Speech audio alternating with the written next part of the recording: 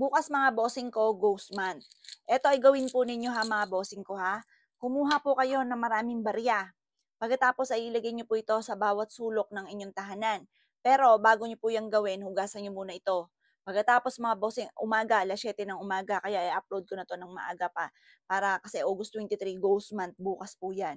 Ngayon, ang gagawin nyo po, pag nahugasan nyo na po ito, ibilad nyo po siya sa sinag ng araw. Pagkatapos, ilagay sa bawat corner ng inyong tahanan.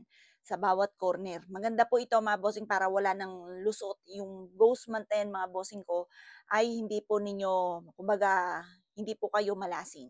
Kasi iwas na minalas ka ngayon, tapos minalas ka pa ulit ngayong ghost month, o edi grabe ng kamalasan po yan. Ngayon, ang gagawin po ninyo, pag nailagay nyo na po siya dyan, pag natapos na September 21 ng ghost month, kunin nyo lahat po yan, hugasan nyo po muli, ibilid sa sinag ng atos, mas mainam, maglagay kayo mga bossing ko ng barya sa bawat sulok ng tahanan. Proven po yan. Halimbawa sa ngayon, hindi mo alam kung paano mo susolusyonan ng problema, hindi mo alam kung paano ka magiging matagumpay. Sa pamamagitan ng ganito mga pamamaraan, mapapasin niyo po, mas gagaan yung daloy ng swerte. Mapapasin ninyo, nakakaisip ka ng mga pamamaraan or nagagawa mo yung mga bagay na hindi mo inaasahan na dito pala ikaw ay suswertehin.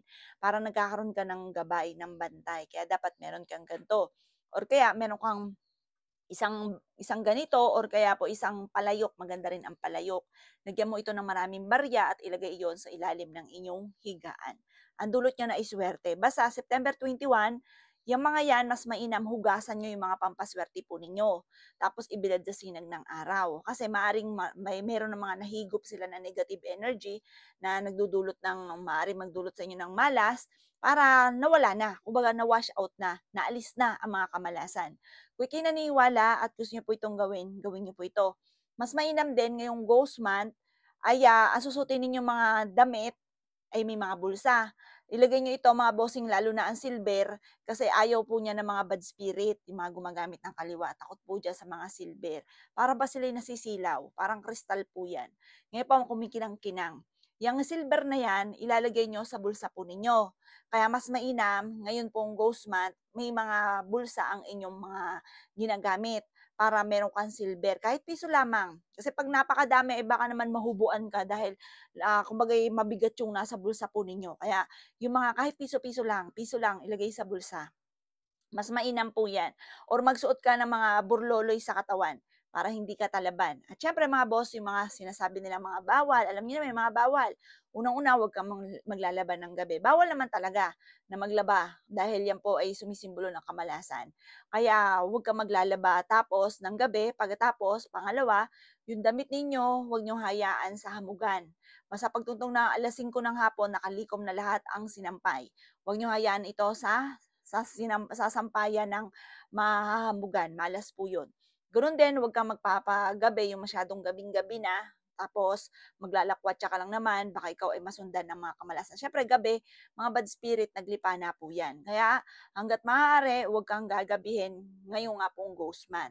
Ganoon din po, kapag may tumawag sa iyo, huwag ka kagad lilingon, lalo't hindi mo naman ito kakilala. Or kaya kung may kakilala ka, hayaan mo siyang lumampas sa iyo at huwag kang lilingon dahil maaaring mga bad spirit ang tumatawag sa inyo. Kumbaga, malasing ka. Ganon din po, huwag kang sisipol sa loob ng bahay, malas din po yun. Kakulangan yan or kahirapan sa pera. Kahit sa labas, huwag ka muna sumipol dahil maaaring mapansin ka ng mga masamang espiritu. Huwag ka rin sasandal sa pader dahil ang mga bad spirit daw ay mga nakakapit sa pader. Maaaring ikaw po ay malasin. Huwag ka rin pupulot ng kahit ano na importanteng bagay or kaya kahit hindi importante kahit anong yan na nagpupulutin nyo, ghost month, nako, baka yan po ay may dulot na malas, ay malasin pa po kayo. At huwag kang magsusuot ng initiman na damit at gano'n din po huwag kang magsusuot ng puting-puting damit. Mga dikulay, mas maganda red ang inyo pong susuotin. O siya mga boss ha, subukan niyo po itong gawin at kayo mismo, mararamdaman po ninyo yan na imbis po na malas, marireverse ang mga magaganap at puro kaswertehan ang darating. O mga boss, good luck po sa inyo po lahat.